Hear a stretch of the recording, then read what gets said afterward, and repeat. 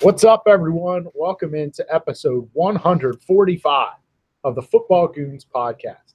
Tonight, we're going to wrap up divisional weekend. We're going to talk about a couple fantasy nuggets for the 2019 season, and of course, preview this weekend's upcoming conference championship games, including giving you our picks for Super Bowl 53. We're going to try to be as energetic as possible here, despite three of us dealing with the knocked out of the playoffs hangover from this weekend. And South's apparently Adam Gase in it. Doing Adam Gase eyes for some reason. Those of you on YouTube are going to enjoy that. He's trying to talk about it, but he's on mute right now and doesn't realize it. Listen, Bird Box Challenge is done. It's all about the Gase Challenge. The Gase Challenge now. I got you. All right. Well, before we get into all that discussion, we've got a fun little segment to start things off. And we've been doing some trivia the last few weeks, and I kind of went ahead and ramped that up and went with trivia on steroids. I'm going to call this thing Matchmaker, and I've been purposely vague with the guys. They do not know what's coming here. All I know is they are 3 for 3 frustrated with how little they know and how much I've been playing it up because I think it's going to be pretty fun. So yeah, vague is an understatement. I mean, you literally haven't said a word. I mean, all they know is they have full control. I'm going to punch you if you say that one more time, man. All right, so what we're going to do here, we're going to do a little blind date fantasy draft, match game style. All right. So I've selected 6 positions: a quarterback, 2 running backs, 2 wide receivers, and a tight end for these guys to go through and draft. There are 3 players at each position. I have some stats for you guys to make your selections based on player names that you're drafting. You have no idea who these players are. On top of that, these guys are each going to pick for each other. So one of you is going to make the 3 quarterback selections for everybody, not knowing player names. On top of that, the three guys in each position category have something that links them together in some way. Sometimes you'll know that ahead of time, sometimes you won't. So I had the guys pick a draft order because they have complete control. Dude. South is an alpha dog. So immediately he jumped on number 1 before anyone else even saw the message. So he's going to make the selections for the 1st and 4th position groups. Deal, ever classy, saw the message second. And he went ahead and left 2 versus 3 up to Rocco. Rock got on number 3. So he's going to pick the 3rd and 6th positions. Deal's going to handle the 2nd and 5th. So where we're going to start here is at running back number 1 on your 2019 fantasy team. RB1's going to be selected by South here. I love it. I figured you'd be okay with this. I told Theo that's the bad news. He's not going to do running backs. And I can't wait to give somebody. I can't wait to give somebody else fat C.J. Anderson. Oh, not an RB1. Come on now. All right. So the RB1s here, these 3 guys, in addition to having something else big that links them, they're guys you're going to likely land on next year at the back end of round 1. So we're no Gurley, we're no Kamara here, but they do have another link. So South, here's your 3 guys, and you are going to select 1 guy for each goon. Player A, his last 16 starts have netted 2,083 total yards from scrimmage and 13 touchdowns, 2,083 and 13.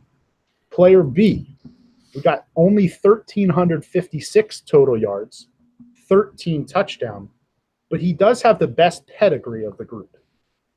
And player C has 1,741 yards, but 18 touchdowns in his last 16 starts.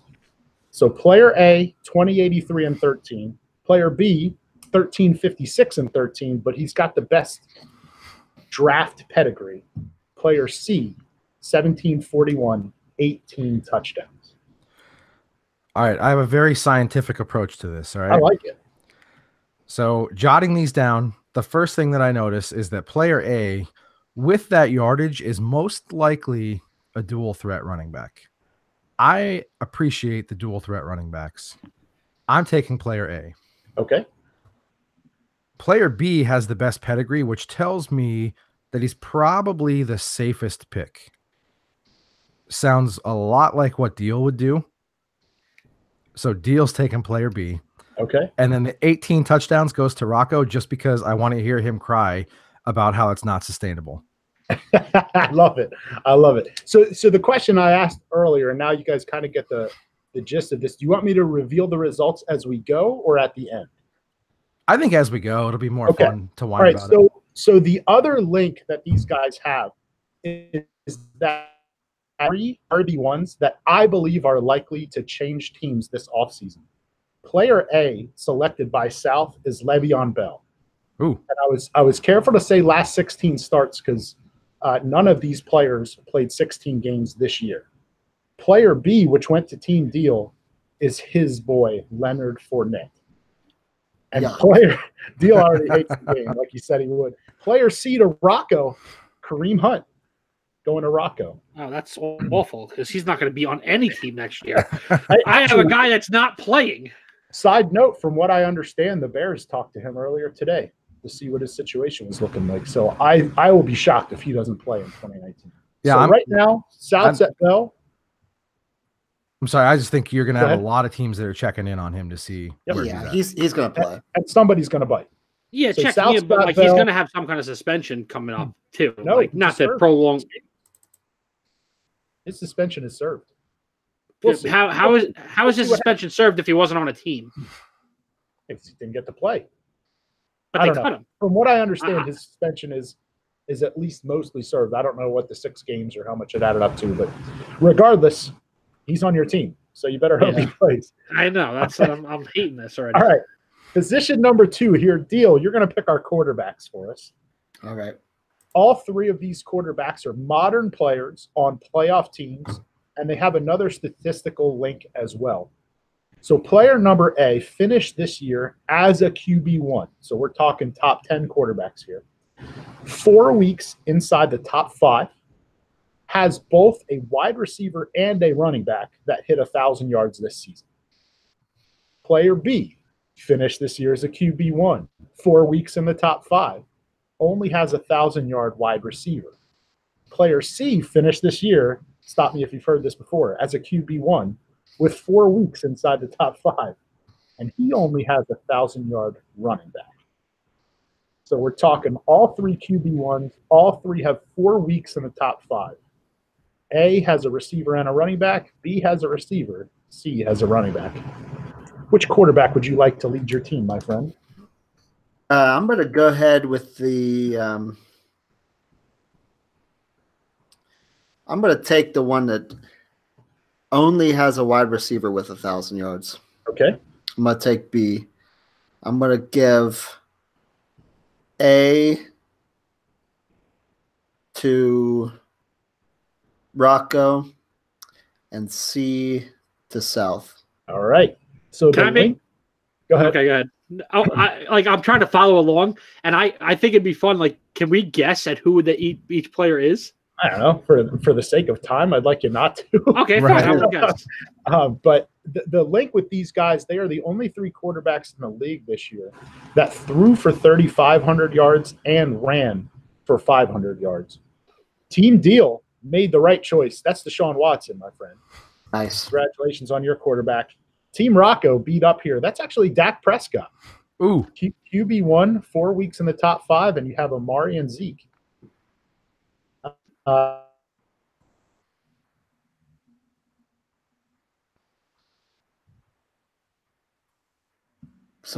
guess this segment's over. Oh,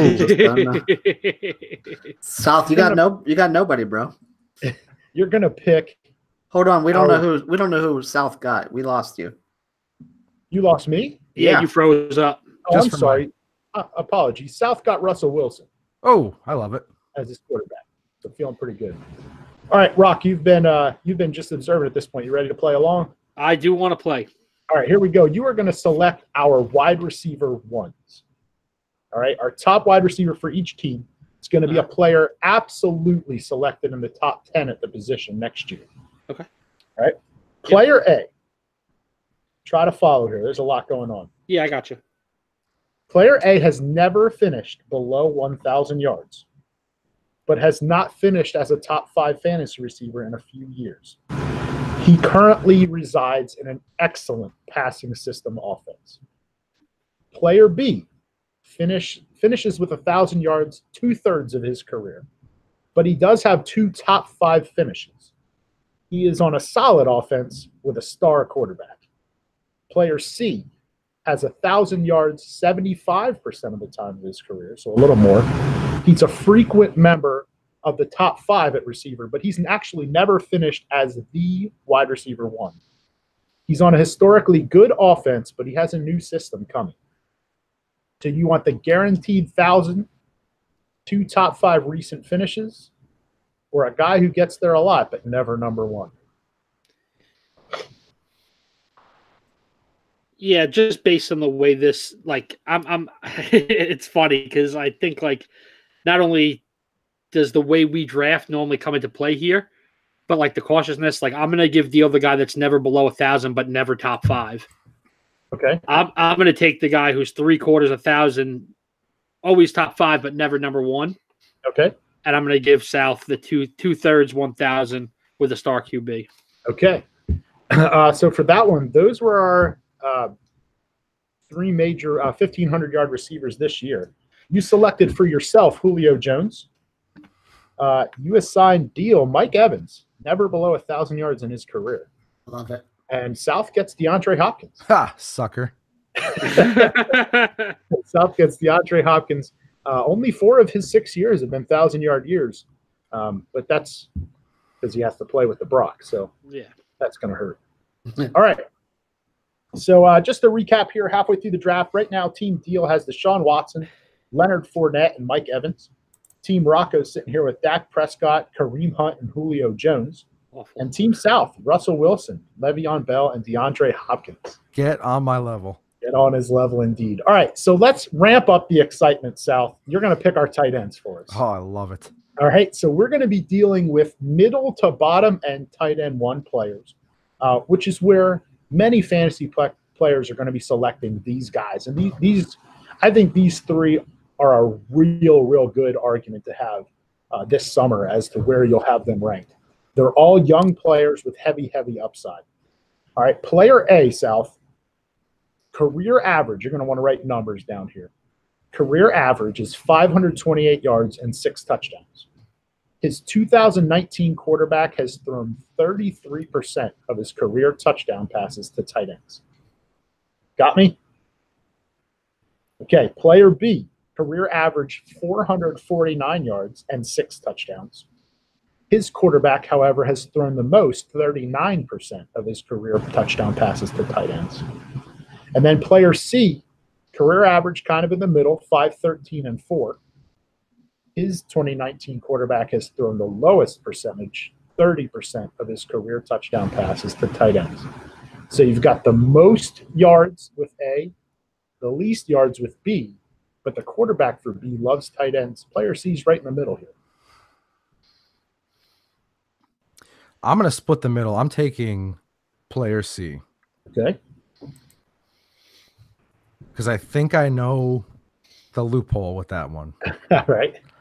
And then I'm going to give Rocco player A. Okay. And I'll give Deal player B. All right. Can you? I want to hear your guess at the loophole there. My guess at the loophole is that I don't think that last tight end has had a healthy quarterback all the time. You're actually not right there. Oh, However, okay. he has only had a quarterback for 14 career games. Player C is David Njoku for the Cleveland Browns. Okay. So you drafted Njoku for yourself. Rocco got player A, which is Hunter Henry. Lot That's of upside boy. there. That is his boy. He loves him some Henry Hunter there. And then player B for Deal, the highest percentage of touchdowns. However, the trick there is he has to share him with Cameron Brate. Deal got O.J. Howard. I like it. I love it. I mean, he's going to be a pretty big target of mine at tight end. So Yeah. that'll work for you. All right, round 5 here. Deal, you're back on the clock. You're going to pick our second wide receivers here. And I'm going to caution you. When do I get to pick running back? That's going to be next year when we do this. Oh. I'm going to caution you. There is a right answer to this question. Okay. So if you pick it, now if you give it to South, this is pretty much over. But all right, receiver 2 selected by Deal.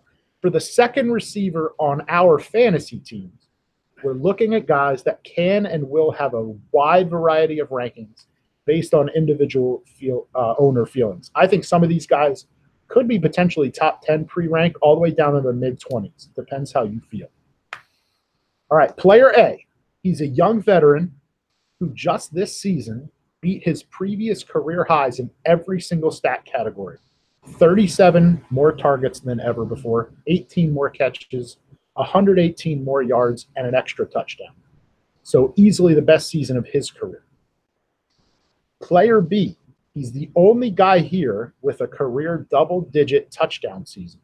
But for his career, he has more games with 4 or fewer targets as he does with 9 or more. And then player C, only half of his career seasons are 1,000 yards, and he's never even hit 8 touchdowns, but is absolutely in a top 5 offense and has the full trust of his team and quarterback. So player A is coming off his best year by a lot. Player B, the most touchdowns of anybody on the list, but a lot of variance. Player C, good with the bad, but a great offense. Who takes you? I'm going to take player C. Okay. I'm going to give South player B and Rocco player A. Okay. You think you picked right? I do. You absolutely picked right. Player C is Wait, I was going to guess, I'm sorry. Come on. That's who I thought it was. Player C is Juju. Now, obviously, the misleading stat is half of his career seasons. Well, that's 1 out of 2. That's what, like 914? 990 or something. Yeah. So player C is definitely Juju. So you took him for yourself. That's a nice combo with Mike Evans there. To go with DeAndre Hopkins, Team South has Calvin Ridley, only player on the list with 10 touchdowns. Well, that was his rookie year. So we'll see if those good targets base level. Yep. And then player A, Rocco, you shouldn't be sad here. This is Stephon Diggs. All right, so I like that. And kind of the link with those 3 guys is not only are they our wide receiver 2s, but they're kind of the second receiver on their own team. Yeah. In all 3 instances. So. We'll see what happens. We'll leave that for a different day. All right, so we're going to wrap this up here. Round 6 here. Running back number 2 on our teams to be selected by Rocco. This is my favorite category, by the way. I'm just really curious if you guys will have guesses who these are. These backs are all going to be able to be had at RB2 or flex in the right leagues next year. They're definitely going to be targets of owners that are willing to take some chances. So, Deal, you're probably not going to have these guys. Yeah. I'm going to get one. The stats. All right, stick with me here, Rock. Yep. The stats here are the player's number over their last 10 starts expanded to a 16-game season. Okay. All right. The numbers will be basically 16 games, but it's actually kind of projected. It's an average projection, yeah. Yeah, exactly. So extrapolated to a 16-game season if they make it that far. Okay. So here's a little hint for you. Will there be a sidebar about sustainability? All right, player A, Rock, you with me? Yep, I'm with you. 2,083 all-purpose yards and 13 total touchdowns. I got a little hint for each guy. He should dominate somewhat of a timeshare, but the QB situation and offense as a whole is quite a bit of a mess. All right, so he's going to get a lot of touches, but this is not the Chiefs. That's what I'm trying to tell you. All right, player B, we're looking at 1,366 yards and 7 touchdowns. He made a timeshare, but has a definite better quarterback situation and stability in his offense. Player C, worst yardage totals at 1,390, but 9 touchdowns. He is in a very clear timeshare, but he should be the touch leader. So I'm saying think of this like Devonta Freeman over Tevin Coleman kind of thing. He's not going to be the only guy on the field, but he should get the most touches. But he is in an excellent offensive situation, easily the best of the 3. So kind of A, B, C is in order, most yards to least, but worst offense to best. All right, I feel like I can watch you guys cooking, like trying to figure out who the players are, and it's funny. I really am intrigued by player A's yardage total and the 13 touchdowns. And obviously that this is, I'm guessing that all three of these guys are timeshare backs that are injured, or coming off injuries of some way, shape, or form, banged up, didn't play a whole 16 games. I'm still going to take the potential production of player A. Okay. I don't want South to ever succeed, so I'm going to give him the least touchdowns. So I'm going to give him player B, and I'll give DL player C. All right. So, any guesses who those guys are? I should have been doing that the whole time. I feel like A is Joe Mixon. No, A is actually really skewed on the numbers because they are his college stats from LSU, because he never played it down in the NFL. Player A is Darius Geis. Oh, I'll still take it. All right, so a lot of projection there. Skins are a mess. Player B, who you gave to South, low touchdown total because of LeGarrette Blount being there. South got Kerryon Johnson. Ooh, I don't mind that as an RB2. I love it. And then Deal, the only one of these players still playing right now, totals, but dominates on the ground. You got Sony Michel. Ooh. Oh. Yeah, I got the best team, man. So we're going to recap here, full teams, and I would love to know who thinks. Obviously, all three of you probably think you won, but Team Deal. I did not win. Good. So he's the other one that'll be honest. Team Deal is going with Deshaun Watson at quarterback, running backs of Leonard Fournette and Sony Michel, receivers Mike Evans and Juju Smith-Schuster, and a tight end of O.J. Howard. Team Rocco, quarterbacked by the immortal Dak Prescott. Running back, Kareem Hunt and Darius Geis, which I got to tell you, if Hunt goes to the right situation, I would love that on my own rosters next year. Receivers, Julio Jones and Stephon Diggs. Tight end of Hunter Henry. And then Team South is quarterbacked by Russell Wilson. Running backs, Le'Veon Bell and Kerryon Johnson. Receivers, DeAndre Hopkins and Calvin Ridley. And tight ends, David Njoku. Anybody think they didn't win? Rocky, still think you didn't win? I definitely didn't win. What's crazy is, if you look pre-rank wise, Dak is nowhere near the other two, but the stats tell the story. He has as many top 5 weeks. He finished right below them. Now, Deshaun was the highest at QB4, but Russell Wilson was QB9 and Dak was 10 in standard league, so he's right there. Do you have a preference on the other two guys' teams, since they're probably both going to vote for themselves?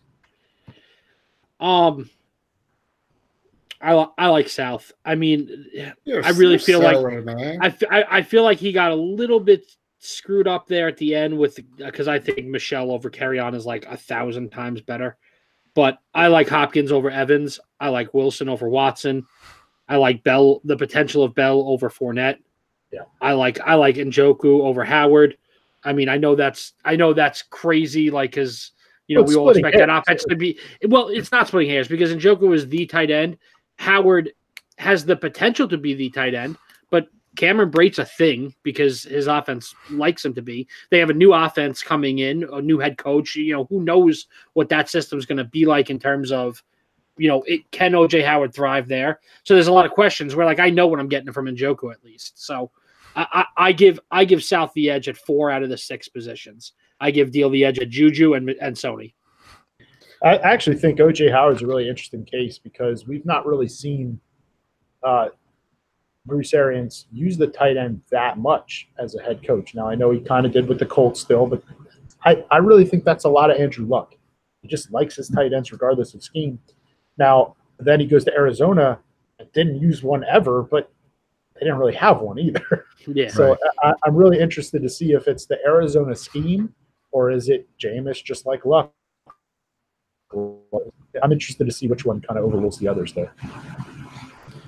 I think the only area that I'm not thrilled about, and it sounds terrible because I got Russell Wilson, but like I think Watson is a decided advantage right now over Russell Wilson, especially considering that like they've kind of flip-flopped roles where Watson is going to air it out quite a bit more, and the Seahawks are running the ball. So I think that's kind of the advantage there. Although You know, it's not a gigantic drop off, but it's sizable enough. But also, like, I don't know. I mean, call this premature, but like, I'm out on Leonard Fournette. I think the Jags are too, to be honest with you.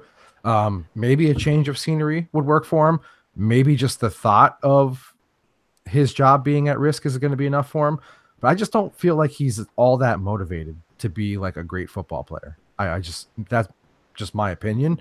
But I think that's a big advantage at the running back position, even wait, with. Wait. But you're gonna tout Le'Veon Bell by saying the other guy doesn't care about football?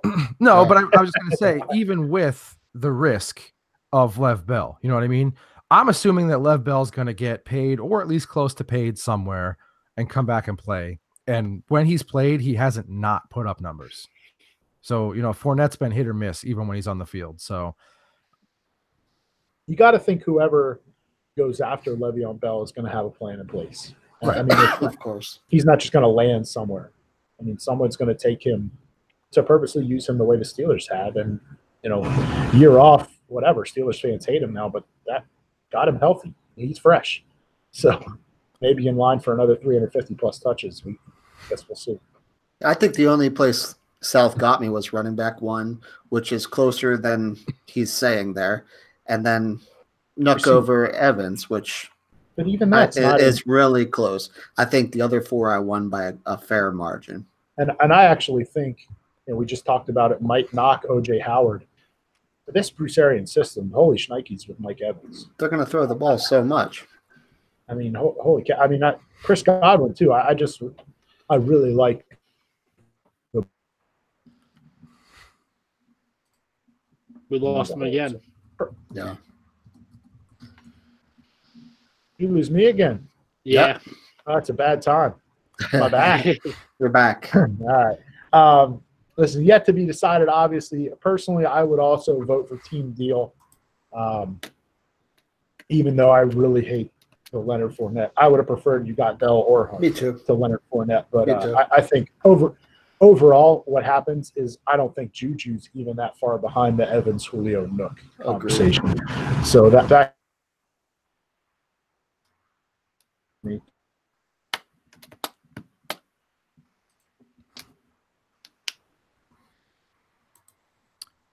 Well, it looks like we lost him again. Rock, why don't you take a second and tell us about our friends here at Gorb?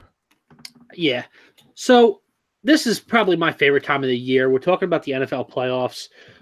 You know, we got conference championship week coming up this week. It's a great time. We get to see the Final Four matchup. The Final Four in any sport is always fun, but when it's a one-game elimination, it's just so much more fun. My favorite part about this is the food that we are about to eat over the next 3 weeks. I mean, I even like to order food for the Pro Bowl. So you have this amazing spread. I'm a pizza and wings guy, and I will have pizza and wings at my house every single Sunday for the next 3 Sundays. And it's delicious food, and it's right there, and it's on your table. And when you're hungry, you can get up and you can go get a plate and you can fill your belly. And honestly, that's the way Gorb looks at life. When you're hungry, you just go over and grab what's yours. And that's what I love about Gorb. And that's why we as a group are excited about Gorb, because we went after what we wanted in life. We saw an opportunity to do this podcast, and we reached for it, and we grabbed it, and we never looked back. We were hungry, and we went after it. We didn't have to wonder what if. We didn't have to wonder, well, what could have been. And that's what the message behind Gorb is all about. Not wondering what if, and just going after what you want. You can look them up online at ghorbh.com. They have great merchandise. We plug it all the time because we wear it, because it looks good, because it's comfortable. Get the message, ghorbh. That's gorb.com. All right, thanks, Rob. All right, guys, so let's shift our focus to what's actually happened in the NFL here instead of what we're projecting for next year about what happened this past weekend, and round up the 4 games and a fantasy question for each winner, because I just don't want to talk about the teams that lost this weekend. I'm not quite over it yet. I'm just not there. So first question about the weekend, really anything. What surprised you the most? Same question we asked last week. Could be a win-loss, player performance. What from the games surprised you the most? I I picked the Patriots to lose this weekend. I really thought the dynasty was going to be over. It didn't surprise me that they won. It did surprise me, however, in the manner that they won.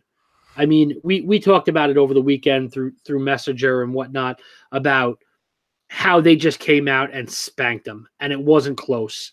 And I feel like the Chargers are a better team when you just match up player to player to player to player. You know, the Patriots are going to win some advantages. I'll still take Tom over Phillip Rivers. You know, at this point, I'll take a couple of the linemen here or there. You know, but generally speaking, if you just match up player to player, I'm going to take a lot more Chargers than I am Patriots. And I'm surprised at how much of a spanking the Patriots actually put on the Chargers. Not that they won, but that at one point this game was 38-7. You know, the final score is not indicative of how badly the Patriots crushed the Chargers on Sunday. Look, the most surprising thing to me was, by a lot, the way that CJ Anderson played. Because let's be honest, none of us went into that last weekend or that game specifically and said, you know what? The Rams are going to be able to run the ball all over Dallas, number one, because Dallas was the top 5 rush defense all season long. If they were going to have success on the ground, I think we all assumed Todd Gurley was going to be the guy. And then CJ Anderson trots out there looking a little bit more like Mike Tolbert. I'm sorry, that's my last dig on CJ Anderson being big. All right. Because he's doing things that. No, it's not. He's doing things that I'll never imagine, and I'm not as big. All right. So I'm close, but I'm not as big. So, but the fact that he was ripping off like 7, 8, 10 yards per carry with regularity, no problem at all. Just gashing them with the way that their linebackers had played, their defensive front had played. Honestly, it was shocking to me. They were able to run at will whenever they wanted to with whoever was in the backfield. The biggest thing that surprised me was, and it shouldn't even be a surprise anymore, but just that the Patriots are still doing it like this, like Broncos said. And I don't have a lot more to add on to what he said, but why do they just keep doing it over and over and over? Like, it's just the same story on repeat again. Yeah, and like I said, it's not even that they won. If you would have told me, you know, I picked the Chargers, but if you would have told me the Patriots won the game, it wouldn't have shocked me. Sure. But 38-7 at one point is like, oh my good Lord, like they're just not as good. They don't have as good of players on their team as the Chargers do, top to bottom. And yet somehow they do this every year where they just, you know, I thought this might be the year because this year they looked a little bit more rattled throughout the season than they have in prior years, you know, but it just doesn't matter. Yeah, I mean, they sustained what the Eagles started on Sunday and kept their foot on the gas. And, you know, some of that was injury, whatever related, but they basically came in, they shell-shocked them, and then they didn't let off the gas pedal at all for the rest of the game, which was really surprising. Our guy King Reed chimes in on YouTube here. He's saying that the Saints offensive line looked mediocre. I would agree to that to an extent. I mean, they looked bad, especially the guards and center. They could not stop a hobbled one-legged Fletcher Cox for their life yesterday. So, I mean, they've got to get that fixed with Sue and Aaron Donald coming to town. Yeah, if it wasn't for the fact that they have to play Sue and Donald, like I'm gonna partially say that's due to how good Fletcher Cox is. But you're not getting a break this week. You know what I mean? It's going from Fletcher Cox to the best defensive tackle in the game, you know, 1A to 1B. And then Sue is not a slouch either. So it doesn't get any easier for that group, you know, this week. Yeah, for sure. All right, I'm going to pick up here because Miles is having some technical difficulties here. Is Damian Williams a running back 2 going into 2019? I'm looking at this as a big fat yes, provided that they don't sign somebody else or do anything. If Damian Williams is going to be their starter going into the season, I'm going to say absolutely 100%. And my sole reason for this is at this point, I have to think it's more of a system thing because no matter who's back there for them, they have the Chiefs always have that guy under Andy Reid. They just do. It was Charles, then it was Hunt, and we thought these were special guys, but then you can even go back to Philly. Well, oh yeah, they're going back to Philly, but those, Shady McCoy was is a special player. I'm not saying, and I'm not saying that Charles and Hunt and these guys aren't, but like no matter who has been in that Kansas City backfield, whether it's Mahomes or Alex Smith at quarterback, whatever running back has been back there has succeeded. Sharkhandrick West, Spencer Ware, now Damian Williams, Hunt, Charles. It does not matter who's back there; they thrive in this offense. So I'm going to say 100% yes, because it doesn't matter who's back there. That person is a fantasy relevant back. Yeah, I agree. This was tough for me. I wrote down 24 names that, like, on the surface, I think I would take ahead of Damian Williams. But dude had over 100 yards, well over 100 yards in 3 of his last 4 games, had 5 touchdowns in his last 4 games, and he's just dominating. And, yeah, basically what you said, that it seems like it doesn't matter what body they put back. Like I always talk about how frustrating it is to keep talking about Spencer Ware or Char West, but they just do it. And so he's another body, but he seems like a pretty special talent, at least good enough to put up special numbers there. Yeah, it's a yes for me as well. Looking back over just his last 6 games, obviously counting that postseason game here, 9 total touchdowns from what I've gathered here. Yeah. Obviously, probably the first 2 or 3 of those games, he wasn't being featured. I mean, he was more like splitting time, kind of, being maybe between the 20s was more his time to get some plays here. He's a dual threat too. He's got 25 catches over his last 6 games. So he's got like 4 game out of the backfield. The offense, is not any worse for the wear with him on the field without Kareem Hunt. So he kind of just slotted right in there as that dual threat guy. He doesn't have the same playmaking explosiveness as Kareem Hunt, but he's giving you the same quality production. So to me, this is a guy that without a doubt to me is a running back too. I would even argue that he does have the same explosiveness. Like we haven't had to see it yet, but every time he's in the game, he has the ability to make big plays. He may not be as fast as Hunt, but he still has the explosiveness to make the big play. I'm just conflicted because you never trust somebody named Damien. Why? Because Jake the Snake's Python was named Damien. All right.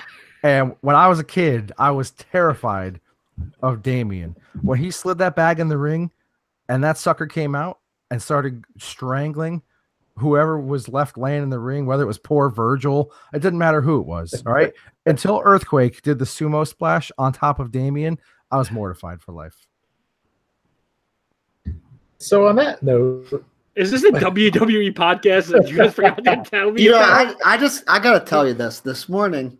This is completely football related. I come into my office, I turn on the heater, a little space heater in my office, and there was a wolf spider this big. And before I could step on that wolf spider, he scurried off, and I said, "Well, I guess I just live with the wolf spider now. Like, I guess that's just in my office." So I noticed that you're not potting from your office. No, I'm probably never. This conference room is now my office. Like I just took over. I'm not going back in there. All right, hey, let's talk Rams here. If the Rams bring back C.J. Anderson, do you have concerns with Todd Gurley as RB1 overall? No. Yes. No. And let me set the record straight right away for you, okay? I think what we've seen the last 2 weeks out of Todd Gurley is strictly him being banged up. I think that's all there is to it. Ever since they played Philly, when he left and had to get his leg examined, I think he has some kind of a strain or a sprain, whatever it is that he's just trying to tough through and play through. Like you could see that he's a little bit more timid, a little bit more, he's not hitting it quite like he normally would at this point. Like he's got a little bit more patience to him. He's not embracing the contact right now. I think he's strictly just banged up and he's just trying to, and even Sean McVay is trying to just save him at this point. They knew early on they were going to run on Dallas. It didn't matter who was in there. So I don't think CJ Anderson is a long-term threat to Todd Gurley, especially since I think that there are other backs on that 53-man roster that are better than CJ Anderson. Well, that doesn't make any sense at all. Because if there were better backs on that roster, why did they sign CJ Anderson off the street, and why is he the one making an impact? Injuries.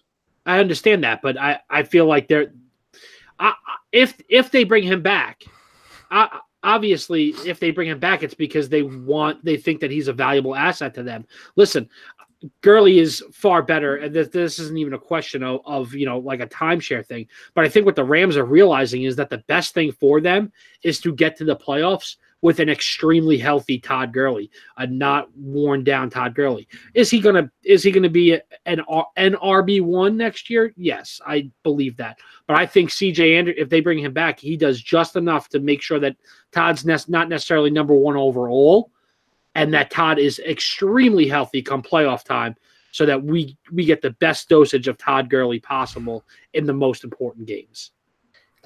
He is absolutely still the RB1. The reason I say so is because we just had this same conversation about Christian McCaffrey all last summer.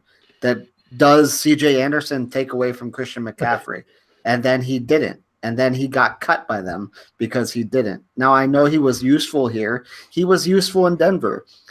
Panthers thought he was going to be useful. He was useful in Denver. He was semi-useful in Denver. He was semi-useful in Denver. I think the scheme here fits him much better as his style of running back. He's not a running back who can line up next to the quarterback and take draws and screen passes. He's a in between the tackles behind the quarterback runner. Like that's what he did in Denver. Not as much as he's doing right now in St. Louis. Not as much as he did in Los Angeles. Not as much as he did in one game. In his past 3 games, that all of which he's been over 100 yards. Number one, I don't think they bring him back. I don't think he signs with them. Number 2 is, even if he does, it's going to be the same situation as Christian McCaffrey, where he probably, even if he comes back at the beginning, he gets worked out to the end. I'm with South and Deal here. And I think the lesson of both of the last 2 questions is scheme over running back every time. Yes. I mean, Spencer Ware, Kareem Hunt, Shar West, Damian Williams, Andy Reid's offense rules for running backs. You go back, Jamal Charles, LaShawn McCoy, Deuce Staley, Brian Westbrook. All these guys are dominant fantasy players. Now, are they good football players? Yeah, but it's a great scheme. The Rams come in, and Todd Gurley's special, but there's actually a great Twitter account that just crushes Todd Gurley all the time, sarcastically, like takes screenshots from the All-22, and it's like a 7-yard wide hole. And he's just like, man, Todd Gurley's really an all-world player, isn't he? Oh, they could never get this production out of anyone else but Todd Gurley. And the point is, of course, C.J. Anderson has like 400 rushing yards the last 3 games. This system is ridiculous. So it doesn't matter who's there. But ultimately, the last thing Deal said is what I agree with. I don't think he's back because I think they really like Malcolm Brown and John Kelly. Who both struggled. So why pay a veteran $5 million when you're paying these late-round picks $400,000 and you're going to get production because the system's just that good? Yep. So, I mean, is he still RB1? If I have the top pick, I'm taking him. I mean, barring something unforeseen. C.J. Anderson's there or not? Don't score 20 touchdowns once. Can I just point out that the question is not are they bringing him back? It's if they bring him back. Okay. And if they bring him back, it's because that they're going to use him the way they would want to use Kelly or Brown, and it's going to be to spell Todd and to give him rest so that he's healthy for the playoffs. If he's not there, I still think we're going to get more of the other 2. It's and the system shows us that it works for other guys. I think what they're seeing now is that it's better for Todd to be healthy. And the question is, if C.J. Anderson is that guy, well, regardless of who that guy is, we're going to see more of that guy next year to make sure that Todd is healthy for the playoffs and that you don't have to run down the stretch and not have your go-to guy. We're only quote-unquote seeing that because he got hurt. Like, they didn't show any – Sean McVay wasn't coming in week 12 like, man, we really got to start ramping down on Gurley. He was getting the ball every play, and then he got hurt, so they have to spell him a little bit. Like the fact that South had said you can tell he just doesn't have that last burst. He ran for triple digits and a touchdown, and he's hampered. And the touchdown was on an explosive play through the line where he went for 30 yards. I think it would be, could it happen? Of course, whether it's Anderson or whomever, if you're spelling Todd Gurley, you're doing this wrong. The guy's a special talent, and yeah, he has a great system. And when you combine those two things, that's why he's the first guy to go back-to-back RB1 in fantasy in like a decade. Yep. He was on pace for the most carries and catches of his career too. Yep. They're gonna use him, man. He got nicked up. Now, obviously, you could say he might get nicked up or whatever, but you can't count on that. Yeah, I think what Rocco's saying is reasonable to say. Well, should Sean McVay reevaluate and say maybe this is a problem, and we scale him back so he doesn't get injured? But we haven't seen anything to speculate that that's going to happen. Right. All right. Let's go Patriots here. Why doesn't Julian Edelman get more respect as a high-end wide receiver 2 hype? The guy does nothing but produce all the time. Is it purely touchdowns? For me, that's my number one reason is a lack of touchdowns. Now, that's not really fair because we continue to draft Julio Jones in the top 5 every year, and Duke continues to not score touchdowns. Edelman's never sniffing 1,600 yards. No, but we're not putting him in. We're not putting him in the top 5. But we're also not, like you said, we're not giving him the respect of even a wide receiver 2 when he's getting the catches and the yards every year. Of a surefire wide receiver 2. But yeah, it's completely touchdown dependent for me. Which makes sense because that's my argument for everything. But they just spread it around so much. And like in a game that Julian Edelman really went off, we also saw James White set the record for his team's catches in a postseason playoff game with 15. Right. So like it's just this. We talk about it all the time. So many mouths to feed. If Gronk retires, do you think that ramps Edelman up a couple spots? I think it ramps James White up a couple spots. No, yeah. Well, it does sound terrible, but I mean, he has such a specific. He is the epitome of a PPR back. I mean, at this point, he is getting all of his points. Yeah, he didn't have a carry on Saturday. No, on Sunday. No. Not a carry. In a game where they ran the ball very effectively, he had 0 carries, but he had 15 catches. And if Gronk retires, he'll probably get 15 a game. Who knows? He's going to shatter Marvin Harrison's record. He get 200 catches. Yeah. It's just a stigma of the touchdowns, honestly. Like that's all it really could be, because if you look at the last 5 seasons, 2015 he only played 9 games, but every other year he played at least 12. His catch totals 151, 134, 159. Hold on. You're going targets there, friend. Targets. Yeah, sorry, target totals. 108. Like he's getting a ton of targets in an offense where like people will say like Brady really only throws to Gronk, or he only really throws to his backs. Like that's really not a thing. Like Julian Edelman is the number 1 target on that team. It just so happens that he's not necessarily finishing drives in the end zone. He's turning those into a lot of receptions and a lot of yards. So when you're playing in leagues, especially where you're getting a half or a full PPR, there's really no excuse that he shouldn't be in the conversation. I think a lot of fantasy owners with that wide receiver 2 are looking more toward that touchdown upside. You know what I mean? Like, especially if, you draft Julio Jones high, and there's a chance that, hey, he might not score a ton, but he's going to catch for every record in the league. Let me try and make sure I get a guy behind him who's going to have 9. That, or maybe even upside, like you're looking at young guys that might break into that top 10. I think Julian also suffers from the he is what he is, and right. He's the known commodity. And there's a lot of players that are like, hey, it's the 5th round. Let me try to hit a home run here. And instead of, sticking with the double you're going to get. Since, I'm talking a little baseball since Bryce Harper's on his way. And honestly, this feels like a situation where if it wasn't a Patriot, like this is a guy that like Deal would be all over every year because he's just consistent with that. Kind of stuff. Yeah. He actually is a guy that I target fairly often. It just happens that there's a guy around him that I take, but it's not because he's a Patriot. But yeah, he's he is a guy I like, and I think in that wide receiver 2 spot is excellent. Over his last 5 seasons, he's averaging 9.55 targets per game, which is crazy, and with the best quarterback of all time. So that's not a bad combination there. So yeah, I think that he deserves that, the top end of the wide receiver 2 spot. All right, let's wrap up these winners here with another wide receiver. Michael Thomas, man. I have written down here, should he get wide receiver 1 consideration? I don't know that anybody's going to take him as the first receiver off the board.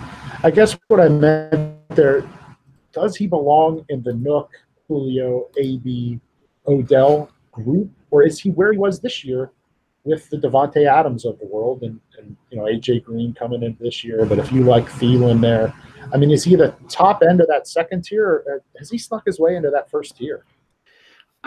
The thing with Mike Tom is that, at least of the way I see it, he hasn't snuck into that top tier because he's just so average. He's not flash. I don't mean average. He's not flashy. He's not like, he goes out there, he runs hitches, he runs everything. But like what we see him do is run a 10-yard hitch and get tackled, and he does it so well that he can have games like this weekend where he's, all of a sudden it's like 10 for 170 and a touchdown. And you're like, well, how did that happen? Well, it's all underneath stuff. He's so reliable, but he's not flashy. You're not going to see him run down the field and catch a 50-50 ball in the end zone. That's not his game. Plus, he's got one of the most accurate quarterbacks of all time throwing to him. So there's not a lot of 50-50 balls. There's a lot of like 80-20 balls and a lot of 90-10 balls, so I kind of think the best way to describe him is he's what Marcus Colston would have been with talent. Like, all due respect to Marcus Colston, he was a 7th-round pick, and he was made better by Drew Brees and the offense around him. And now Michael Thomas is that same kind of just always open, but like you said, it's not Ted Ginn. He's not going 90. No. He's just always open. And then he has that yak ability that Colston sort of had. He's Colston with talent. As long as Drew Brees is there, I do think he belongs in that top tier. You know what, though? Even Colston, though, he was so long and lanky that he had, like, you saw Brees hit him on deep balls, Right. You don't see that from Mike Tom a lot. It's just not his role. But also, it's not his role. Nobody's asking him to do that. I mean, I hate to bring it up because it was against the Eagles this weekend, but like Miles, you said it at one point in the game, they had a big play on 2nd down where they got to stop, and you said, 14. Yeah, it was 3rd and 14, and you said it like, does it matter that like I'm not even happy about that stop because Mike Thomas is going to be wide open on 3rd down, and no sooner did you send that message, Mike Thomas went for 14 and got the 1st down conversion. Like, and I was like, I don't even want to comment right now because I feel like Miles is going to have a heart attack if I say something. But like, it's just he's always open underneath. This is really, but he's not flashy.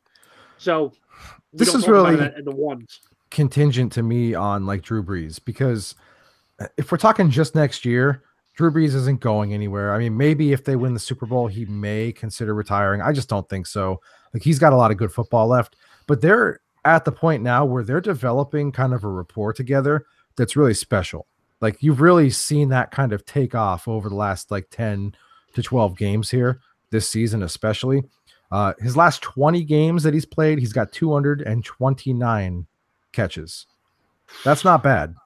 That's a lot of catches.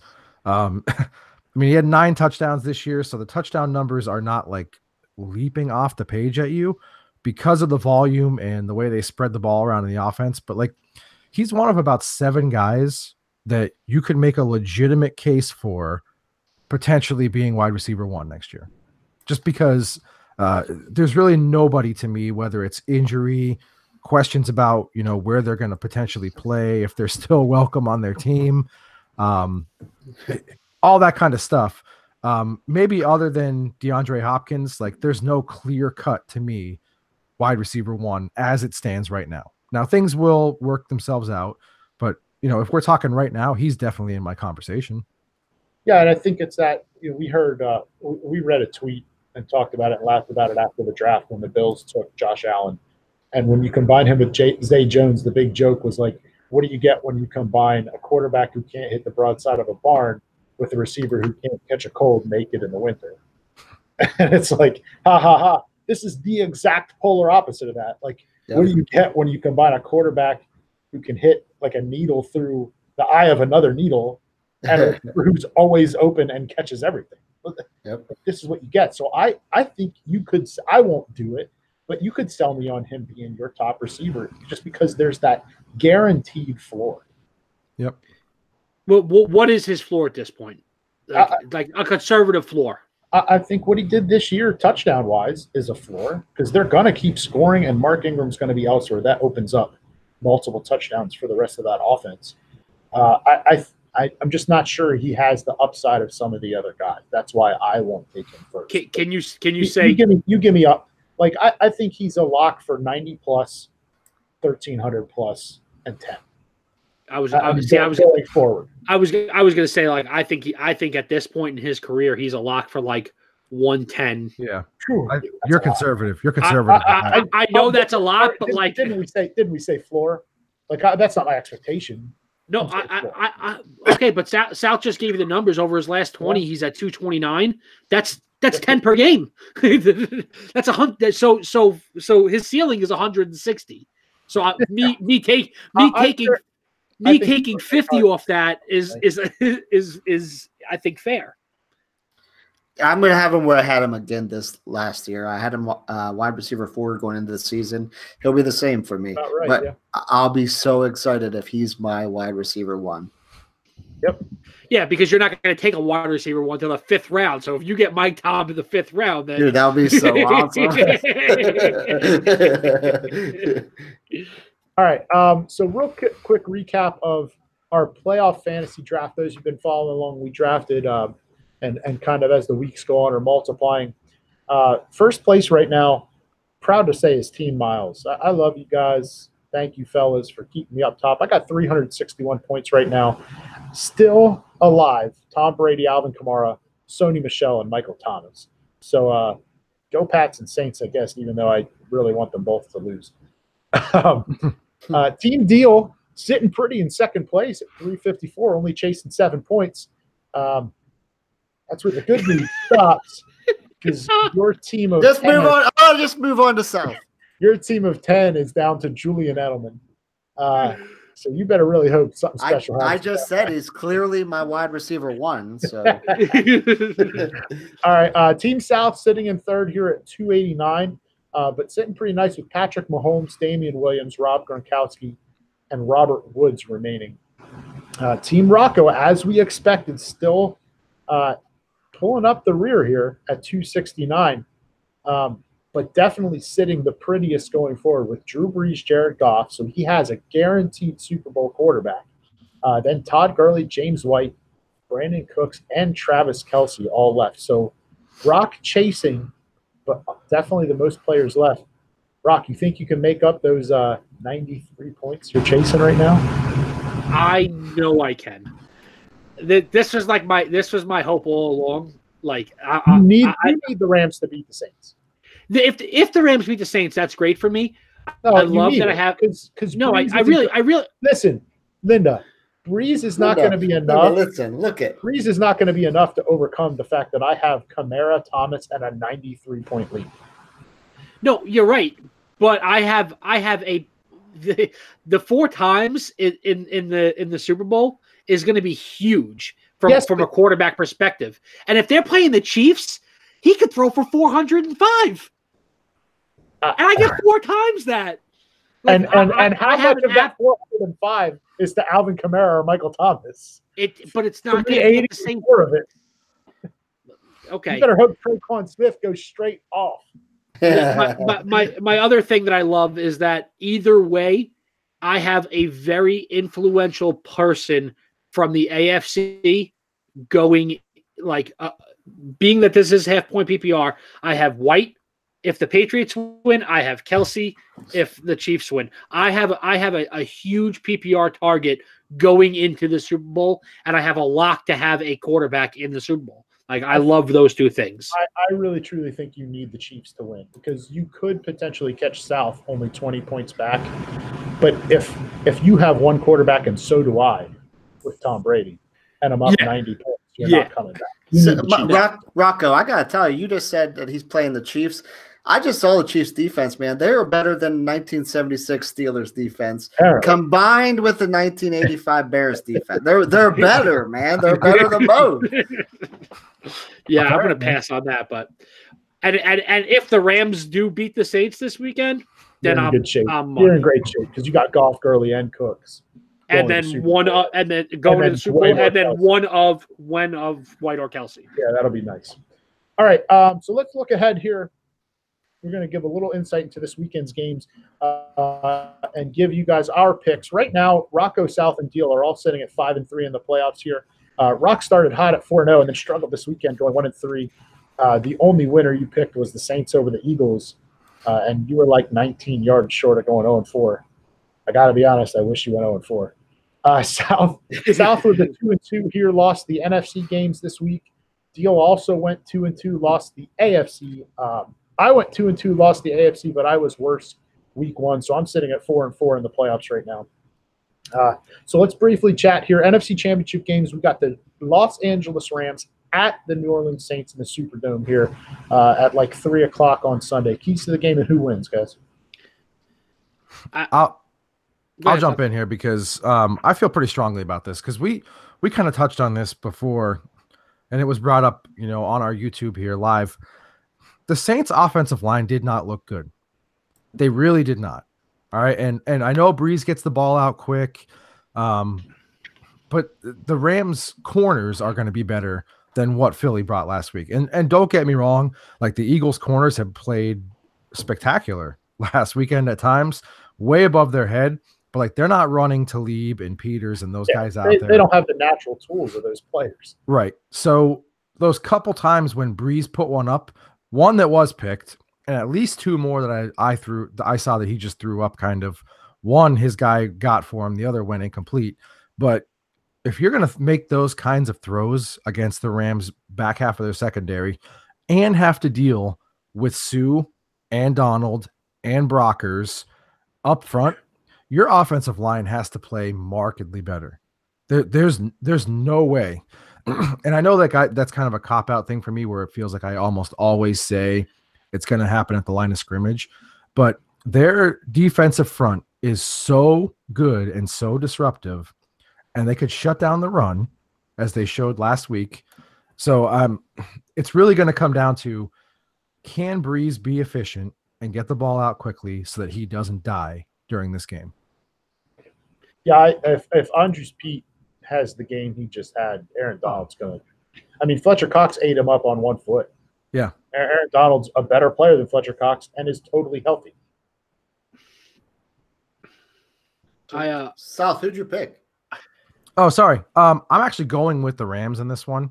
I know this is like the whole Superdome thing and whatever, but like if I have to pick one of these defenses to potentially turn this game, and I know the Saints have not been bad at all this year, whatever, and they're playing at home, but if I have to pick one defense to potentially turn this game with a turnover, I think it's just the Rams. I really do. Finally, all that money that they spent on defense could pay off this weekend. Yeah, I'll jump in just because I have nothing else to add as far as the analysis of the game. The Saints, other than the fact that the Saints as a whole have to have a better game than they just had. If they start slow against the Rams, Jared Goff's going to make them pay. Todd Gurley's going to make them pay. The Eagles were totally one-dimensional, and Foles had a horrible game by any standard, and they still won the game by 6. I mean, it took an awful drop by a good receiver to beat them. The Rams will take advantage if the Saints don't play well. I think if both teams play the game we just watched, then play against other opponents, I think the Rams win fairly easily, and I am going to pick the Rams as well. I went the other way. I think that the Saints have been the best team in football for the entire year. The Rams had great spurts. The Chiefs had great spurts. I'm not taking away anything from those teams, but the Rams, as a total unit, offense and defense, have been better than those two teams for the entirety of this year. They got the number 1 seed for a reason, because that place is hard to play at. I think that honestly, despite not being as talented a team top to bottom, I think the Eagles we're more prepared to play in the Superdome than the Rams will be this weekend. It's just how I feel. I think the Eagles had that underdog chip on their shoulder mentality going into this game the same way they did last year. That's a tough thing to play with, and they play that role well, as we saw in last year's playoffs. And I think the fact that the Saints were just a better team really just came out in the end. I mean, obviously it came down to just that Alshon drop, but the Saints were down 14 points in that game and came back, and the defense put the pressure on the Eagles and held them to 0 points, after the first quarter. So you can't take anything away from the defense. They stepped up. They made, to me, it's just a matter of this was the better team when they played earlier on this season. This is a home game for them, and we're going to see that the better team is going to win again. I want to pick the Saints here because that's who I want to win, but I can't back off from what I've been picking since the preseason this year. I picked the Rams from the preseason to go to the Super Bowl. I picked the Rams here again, 34-31. I think it's going to be a really good game, an exciting game to watch. I think it probably comes down to Greg the Leg kicking a last-second field goal here to win the game. But I'm excited for the game, and I think it's really the key is just who makes one last stop and who comes down, kicks a field goal, and I'm picking Greg the Leg for that. Yeah, the only other thing I'll add here to kind of what Rock said about Philly playing with that underdog mentality. If you've heard some of the things coming out of LA this week, they're juiced to be playing the Saints again. Some of those guys got really disrespected by Sean Payton because that's what Sean Payton does, is disrespect people. I think you're going to see a totally different effort out of the Rams. And if Jared Goff doesn't have a trash game, which I don't expect, I actually think the Rams are the better team. We'll see how much the crowd in the field has to play in, because it will factor in. The sideshow of Marcus Peters versus Sean Payton is going to be fantastic. Yeah, it's going to be great. I can't. That's going to be all right, comical at best. Let's focus ourselves to the evening game, the AFC Championship here. Shocker, 8th year in a row. I mean, before we get into this real quick, and Rock, I don't mean to rub salt in the wound that's been growing for close to 2 decades. Is the fact that the Patriots have been to 8 consecutive Final Fours the most impressive thing in the history of team sports? Like I know that the Bill Russell Celtics won like 87 straight NBA championships, but that's back when there were like 20 teams in the league, and all you had to do in basketball is have the best player in the world, and you're going to win. They had 3 of the best players in the world. So like, time, yeah. Yeah. I don't want to disrespect what they did, obviously, but in today's day and age with free agency and the fact that this Patriots roster as a whole has turned over like crazy in the last 10 years, it's not like the same handful of guys. It's Tom and whoever they throw out there with him. But, I mean, 8 straight Final Fours? 8 straight Final Fours is the most impressive. 8 straight Final Fours is the most impressive thing ever because I mean, in those 8 years, it's been a lot of the same players, Julian Edelman, Gronk, the line has turned over recently, but for the beginning part of that, it was a lot of the same linemen, Nate Soldier. The defense has turned over quite frequently, but over the last 18 years of dominance of this team, there's only been 2 constants, and it's been Bill and it's been Tom. And the fact that they've been able to do this is by far the most impressive thing in a sport where it's not best of 7. So it's not.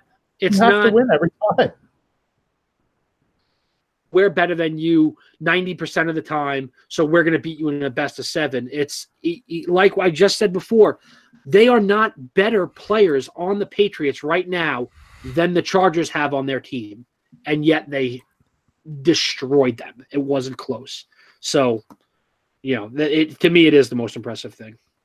Look, my wife doesn't listen to this show, which is good, because I now remember how many years I've been married based on Pat's streak in the AFC Championship game, because they've been there every year since I've been married. Look, is this just your fault? Probably. I feel like this is Beth's fault. I'm going to tell her that the next time I see her. So listen, the fact of the matter is, when you just look at the turnover just in the other conference from year to year of some of the teams that are in the championship game, like since they've been doing this over the last 8 years, how many NFC teams have been there twice? You know what I mean? Like, that's hard enough to do, let alone 8 consecutive times. You think about the fact that, like, an injury, anything like that you can't even control, a popped ACL or Achilles from a key player, like, that could derail you at any second. And none of that has gotten in the way of the Patriots in a game where, like, it's so hard to be so repetitive and be good like this. It's just crazy. And somebody texted me on Sunday and was amazed by the Patriots. And I said, are we even surprised at this point? Like, they expect to be in this game and winning right now. It's just part of who they are. Yep. All right. So, picks, keys. After last week, I won't bet against Tom Brady and Bill Belichick. I won't do it. And I'm keeping in mind that, like, the Chiefs have been explosive, that the offense is incredible, and that they lost a 43-40 game in Foxborough, so they should have a home field advantage. One thing I'm keeping my eye on is this weather situation. I trust Tom Brady to go on the road in bad weather and win. And if that slows down that high-powered Chiefs offense, then I trust Tom Brady to get it done, when weather is a factor. Yeah, I think the weather is what it is. It shouldn't change either team, but where I'll agree with you is the Pats are the vet team. So when I say it shouldn't change either team, you're in Kansas City and New England. You've been playing in trash weather for 6 weeks. Yeah, Kansas City not as severe as – I mean, it's not great, but it's not. I think it's not New England in the winter. The way I'll combat that is, did you watch Saturday? That wasn't good weather, and Mahomes looked as incredible as ever. I just drooled over the Patriots, and I will. I think they're an awesome team. But kind of what I said about the Saints-Rams, all I have to look at is last week. If both of those teams play that game, this might be the best football game we've ever seen, because they both looked unstoppable on both sides of the ball on Sunday. And I'm just going to do the Vegas, give the nod to the home team when I think it's even, and I'm going to take the Chiefs. But I actually, as much as I'm really looking forward to the NFC Championship, I think this AFC Championship might be one of the best games we've ever seen. It's like the grizzled, awesome Tom versus the upstart MVP. You're 2 of the top 10 coaches of all time. Bill trying to, like, I don't know, can you even further cement your GOAT status at this point? No. And Andy Reid still trying to get that first ring.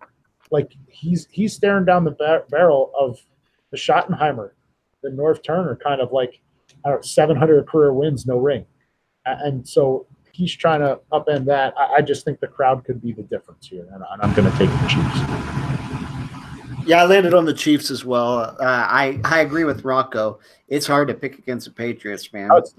It's just ridiculous all the time. But yeah, I think that it comes down to part of it's crowd, part of it's just I'll still take the Patriots offense, even though the Chiefs look I'm sorry. I'll still take the Chiefs offense, even though the Patriots offense looked phenomenal last week. I'll take the Patriots here. I'll take the Chiefs here. I can't even talk anymore. I'll take the Chiefs in a weird game, 45-38. Nice. I like that 38. I'm interested to see how that happens. Look, here's what stands out to me, because, we could talk about the weather. We could talk about, whether the Kansas City home field advantage, whatever, their defense has been playing good. When they played last time, 2 things really jump off the page at me.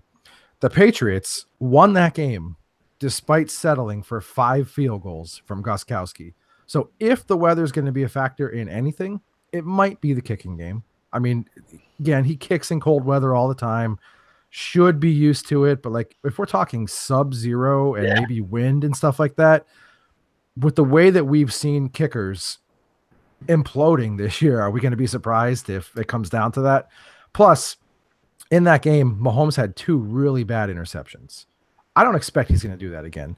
Everything we know, Brady's going to play good despite the weather.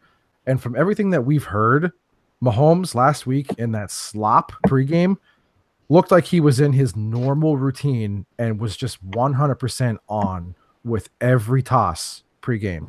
The weather affected nothing. Velocity, what throws he can make. People were in awe tweeting from the sideline about what this guy was able to do in the bad weather.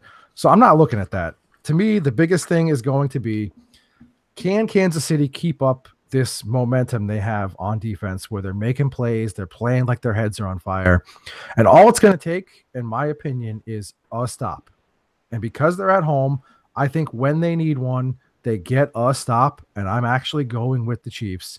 I am going against Tommy, which I know is abnormal. I've always said until, we're proven otherwise. It'll be Tommy, but I just think Mahomes is going to be too much, and the Chiefs defense is going to make a stop when they need to. I think it's probably not as high scoring. So I'm going to go 34-30 Chiefs. Yeah, I didn't give a score. I just want to jump in. The playoffs have been lower scoring than you'd expect as a whole. And when you combine that with the weather, I'm not going to be surprised to see this be like a 20-14 kind of game, 21-17, as explosive as they can both be. That weather's going to make a difference, and the defenses are both playing really well. I expected the Colts to do so much more on offense, and they just shut it down. So if they can have that effort again, don't be shocked if this is a really clear under game. Yeah, and teams are going out of their way to sustain long drives. Yep, keep the ball. That's what happens when everybody's playing a team with a good quarterback at this point. You want to keep it out of his hands. So, all right, well, hey, that's going to do it here for us. Episode 145 in the books. Hope you guys enjoyed the listen. Hope you enjoyed the game. Hope you caught some ideas about next year's draft. Hope everyone really enjoys the games on Sunday. I really do think, as much as it hurts me to say as an Eagles fan, we are no longer defending champions, but I really do think the way the season played out, these are the four most deserving teams. So I think as football fans, we're going to be treated to a couple of really great games this coming week. Be sure to check us out here. All the content we offer, footballgoons.com, at footballgoons on the Twitter, facebook.com/footballgoons. Hey, have a great week. Enjoy Sunday. Let us know what you think about the teams. Maybe somebody can give Rocco a vote here because he didn't even like his own team that much. But let us know which of the guys' teams you enjoyed the most. Hey, thanks for tuning in. We always appreciate your time. South, doing us away with the Adam Gay size. I love it. Hey, everyone have a great week, man. We'll catch you next time.